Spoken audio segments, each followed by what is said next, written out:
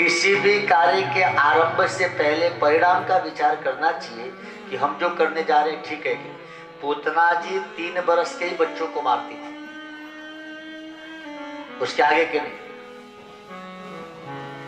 3 बरस के जितने बच्चे थे सबका वध पूतना जी ने किया था। अब देखें, भागवत अजीब सा ग्रंथ है।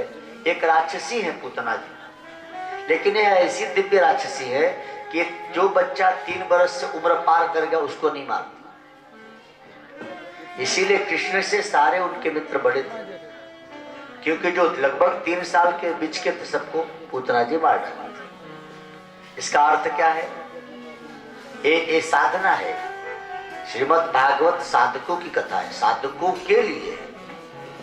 3 वर्ष का बच्चा का अर्थ होता है 3 गुण होते हैं हम सभी में, रजोगुण, तमोगुण, सत्वगुण। तो जो 3 गुणों में बंधे उनको तो अज्ञान रूपी पूतना मार देती है, लेकिन जो तुर्गिया अवस्था को प्राप्त हो जाते हैं, यानी जो तीनों से पार हो जाते हैं, उन पर अज्ञान का कोई दाल नहीं गलता, पूतना उनको नहीं मार पाती। इसीलिए हम लोग संतों के शिष्य हैं, कथा भी सुनते हैं, जब भी करते फिर भी हमको माया पकड़ती है, हमको क्रोध आ जाता है, हमें लोभ आ जाता है, हमें विकार आता है।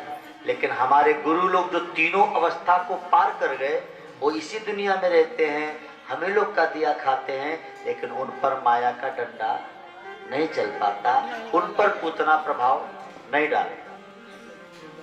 पूतना 3 वर्ष के ऊपर के बच्चों को नहीं मारता, यानी इन 3 गुणों से ऊपर आप और हम जब हो जाते हैं तो पूतना हमको नहीं मार पाती।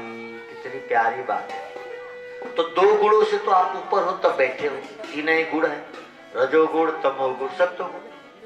2 गुणों से आप ऊपर उठे हैं तो यहाँ बैठे। अब 1 गुण आप में रह गया, क्या? भक्त होने का अभिमान, सत्वगुण की। मैं कहो हम तो रोज जाति कथन ना माओ तो पापी आदमी तू काजी। कम से कम अपने को अहंकार में ला दिया तूने कि मैं कर रहा हूं, ये भी गलत।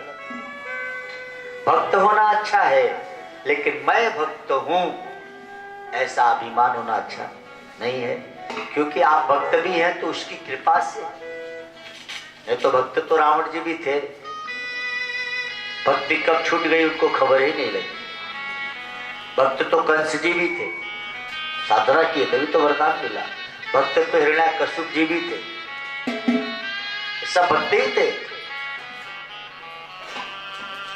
देखिए, एक निवेदन करूं आपसे, भगवान का दुश्मन होना भी एक गुण है। भगवान का दुश्मन होने के लिए भी आपके पास गुण चाहिए। बहुत योग्यता होगी तो भगवान के आप शत्रु बन पाएंगे। भगवान का भक्त होने के लिए तो सद्गुण चाहिए ही। मजे की बात यह है कि भगवान का शत्रु होने के लिए भी सद्गुणों की आवश्यकता है। आप यदि ध्यान से देखें, रामचरितमानस को यदि पढ़ा जाए तो उसमें वो जो कथा आती है ना,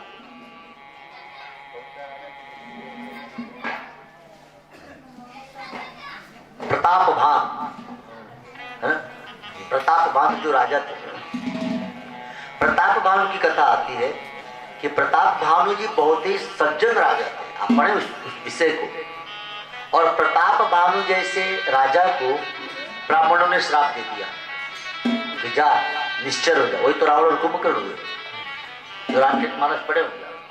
लेकिन आप ध्यान से देखिए, प्रतापभानु की कोई गलती थी नहीं। भयो रसोई भूसर मासु शब्द जीवछे मान विश्वासु, जो आकाशवाणी हुई थी। लेकिन जब राजा ने वहां जाके देखा तो वहां न रसोईया था न कोई भोजन था। और जब राजा ने प्रार्थना किया कि हे ब्राह्मण वृंद, मैंने कोई गलती नहीं